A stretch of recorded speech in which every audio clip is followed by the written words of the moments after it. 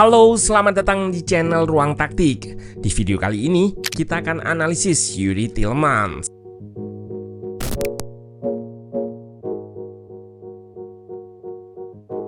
Manchester United mendapatkan gelandang keduanya pasca kehilangan Casemiro. Youri Tielemans jadi rekrutan gelandang terbaru setelah sebelumnya mendapatkan Andrei Santos dari Chelsea. Nampak Michael Carrick menginginkan gelandang yang pasti-pasti aja dengan merekrut pemain berstatus EPL proven. Menariknya, pemain asal Belgia ini sebetulnya beberapa kali dikaitkan dengan Manchester United sebelumnya di musim 2018-2019 kala MU masih prefer Pogba sebagai pilihan utama. Kemudian di tahun 2002 ada kesempatan lagi, namun Ten Hag memilih Eriksen yang free dan lebih mengejar Frenkie de Jong meski akhirnya gagal. Nah, penasaran apa yang bisa diberikan Tielemans untuk Manchester United? Let's go, kita bahas sama-sama.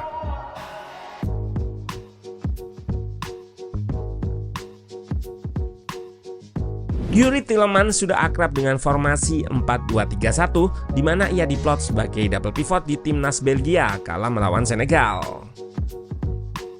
Di level klub pun sama. Ia menempati pos double pivot bersama Lindelof di laga final Europa League. Namun lebih sering ia bertandem dengan rekan senegaranya, Onana. Kemampuannya yang versatile membuat Tielemans bisa bermain sebagai box-to-box ataupun di playing playmaker. Pada momen ini Tielemans mendapat bola muntah dan langsung ia progresikan bola ke depan. Dari belakang box atau kotak penalti sendiri, ia bergerak naik ke box lawan. Di sini ia memerankan box to box, sementara Onana lebih berada di belakang. Kembali terlihat bagaimana Tielemans naik sementara Onana lebih berada di belakang. Ia fit dengan formasi 4-2-3-1 double pivot yang diusung Michael Carrick, bisa sebagai deep lying playmaker ataupun box to box. Namun jika mengacu ke perannya di Aston Villa, Tielemans ditandemkan lebih dengan ball winning midfielder atau gelandang petarung.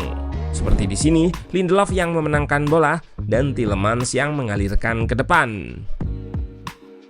Pun begitu bukan berarti Tielemans kurang dalam bertahan. Dari statistik, ia termasuk jajaran pemain yang memiliki aksi bertahan terutama tackle yang tinggi.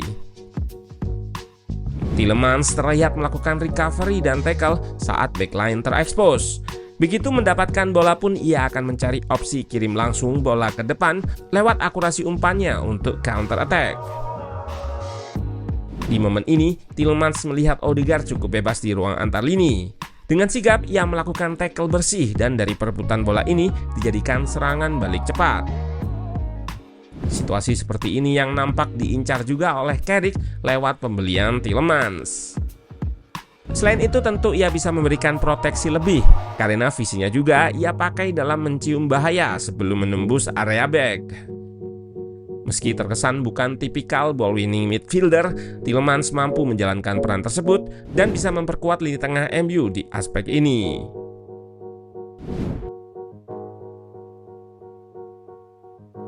Bola operan ke depan atau umpan progresi yang akurat jadi kelebihan pemain yang lama membela Leicester ini. Dalam melakukan aksi tersebut, ia tipikal pemain yang berhati-hati dengan melakukan scan dan memilih opsi terbuka yang aman. Kembali terlihat Tielemans melakukan scan sebelum mengirim operan progresi ke pemain depan. Benjamin Sesko harus siap menerima wall pass seperti ini dan lakukan link up ke Bruno atau holding bola. Karena di Aston Villa, permainan seperti ini juga kerap dilakukan dan Tielemans sering terlibat lewat kemampuan passing cepatnya. Pemain yang melakukan debut di usia 16 tahun ini juga kerap berikan support ke rekannya yang menguasai bola untuk dijadikan outlet keluar dari press, sekaligus lakukan switch untuk perpindahan arah serangan. Di sini role-nya menjadi deep playmaker atau pengatur serangan dari belakang. Man United berusaha menutup lubang yang ditinggal Casemiro terutama untuk switch play. Hal tersebut ada di diri Tielemans yang juga kerap melakukan hal yang sama. Perbedaannya, ia tidak lakukan spam atau tidak sesering Casemiro. Namun saat lakukan switch play, Tielemans lebih terukur dan presisi. Ditambah, ia merupakan pemain dengan teknik tinggi.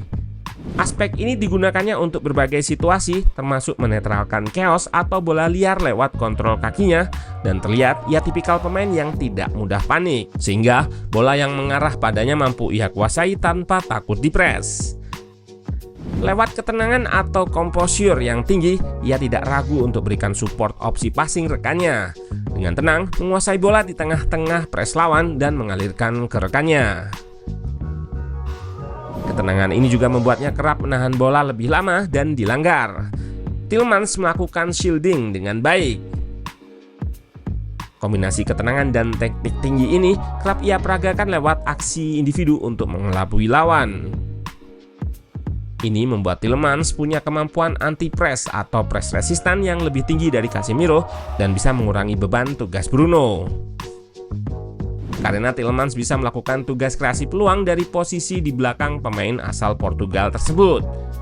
Lihat bagaimana ia melakukannya dari awal build up sebagai target progresi umpan ke depan, lalu melakukan dribble vertikal dan umpan tak terduga yang membuat penerima bola bisa langsung lepas. Lalu ia terus bergerak ke depan dengan berikan support dari belakang, lalu lakukan sentuhan trupas Ciamik yang sayang gagal diselesaikan. Dengan terus melakukan support dari belakang, ia tidak hanya berikan trupas seperti tadi. Di sini ia terus berada di luar untuk berikan support dan menerima back pass. Jika lawan menerapkan low block dan ada sudut tembakan terbuka, long shotnya sangat berbahaya. Ini adalah aspek penting untuk membongkar pertahanan low block. Dan long shot kemungkinan besar akan sering dilakukan di musim depan. Selain itu, ia punya aspek penting untuk menyokong gaya main direct atau quick counter attack MU. Dari situasi chaos, second ball atau perebutan bola, Tielemans menetralkan situasi dan kirimkan umpan progresi untuk counter attack. Ia juga punya ketenangan tinggi saat di-press, ditambah passing range-nya yang tinggi. Pemain bernomor punggung 8 di Aston Villa ini cocok untuk bermain direct counter, apalagi jika didukung winger yang memiliki kecepatan atau striker yang bisa hold bola.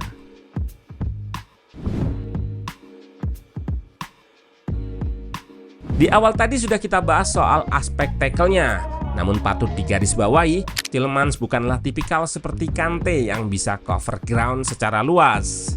Aspek ini sebetulnya sama dengan Casemiro. Di usianya yang tak lagi muda, ex-pemain MU tersebut lebih banyak menjaga posisi dan tidak gampang keluar untuk press. Hal yang sama dilakukan Tielemans. Ia lebih banyak bertahan menggunakan kewaspadaan serta pembacaan permainan lawan, sehingga di momen ini ia menutup celah yang terbuka karena fullback kiri melebar dan membuat formasi menjadi 5 back di belakang karena Tielemans drop.